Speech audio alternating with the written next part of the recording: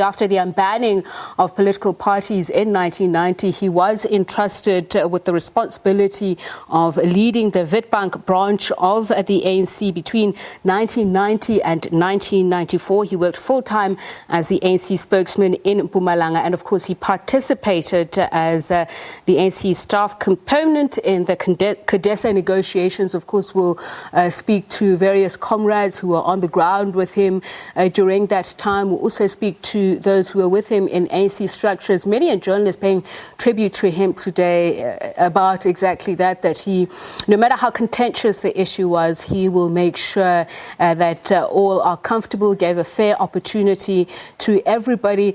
And as Jesse Duarte was saying there, I think the reason that everybody has taken this so hard, that it's so hard to process, is precisely because he was the face of a government's communication strategy on COVID-19. So let's continue talking about Jackson Mthembu and the role that he played within the internal politics. So, as I mentioned, that he was also the staff component at the CODESA negotiations. Since the unbanning of the ANC in 1990, he served in several strategic roles, including as member of the ANC Mpumalanga Provincial Executive Committee.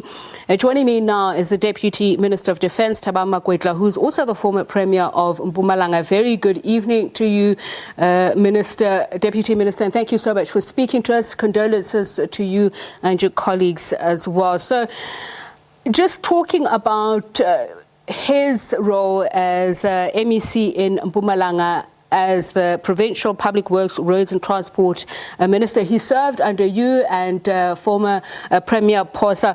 Where did your journey in particular begin with him? Well, Tsepiso, thank you very much for the opportunity, and to your viewers. Let me first say that I would imagine that indeed there is silence in many places in our communities this evening, especially in the province of Mpumalanga, as people are coming to terms with the demise suddenly of the minister in the presidency and former member of the NEC, Comrade Jackson Mthembu. I got to pick up the name Jackson Mthembu when I came across narratives of the efforts of the mass democratic movement to help SWAPO win the elections at the end of 1989, 1990, that led to the independence of Namibia, that he was one of those who mobilized together with NAFCOC Kumbis from South Africa to make transport available for SWAPO to take the voters to the voting stations. But of course, in later years, I was with him in the first caucus of the ANC in Parliament in 1994. He was in the NCOP and always, of course, made an impression to many comrades who were in that caucus, because we were meeting for the first time from across the length and breadth of Minister, allow me to interrupt you. I want to focus on your work in the NCOP with Mr. Mthembu. I know a lot of him know of his work in the National Assembly, the importance of that and how that played into strengthening our democratic agenda. Comrade Jackson always made an impact, I must say, in every responsibility that he was assigned. And it was his work in the NCOP that actually made him a very relevant candidate for the leadership in our province of Mpumalanga, and he then got appointed as one of our MECs, the MEC for transport. The other day, I just across the story of protesters who have been at the union building for nights on end, demanding that the Moloto Road rail corridor must be embarked upon. That was the initiative started by Comrade Jackson when he was the MEC for transport in our province. There was never an opportunity given to Jackson that he never made full impact out of in making his humble contribution to our transformation agenda. I spoke about the fact that he also participated in the CODESA negotiations. I want to bring up the name of Solomon Mahlangu because he is very much prominent when we talk about the politics of Mpumalanga. And Jackson Mthembu himself was accused of sabotage, treason and terrorism. If you could talk about the nature of these two men and how it was reflected in those CODESA negotiations.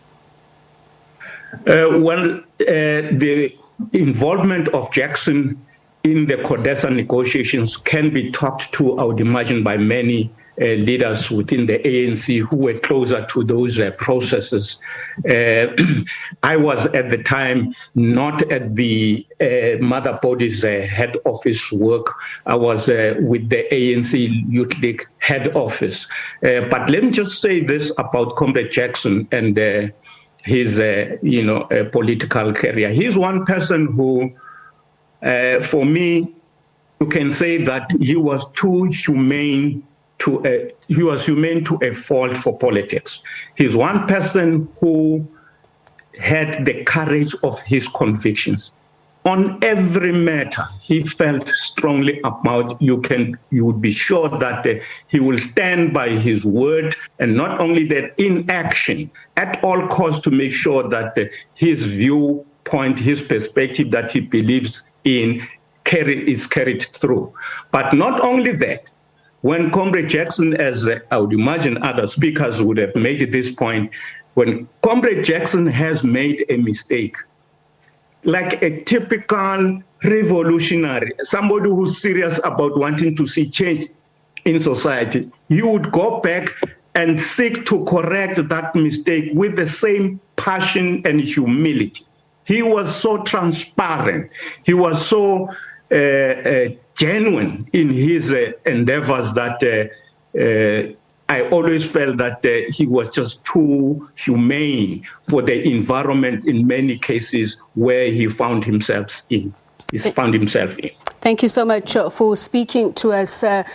Deputy Minister of Defence Thabang Makwetla, who was also the former Premier of Mpumalanga, under which Jackson Mthembu served as MEC. We're going to take a quick break and more tributes for the former minister in the presidency.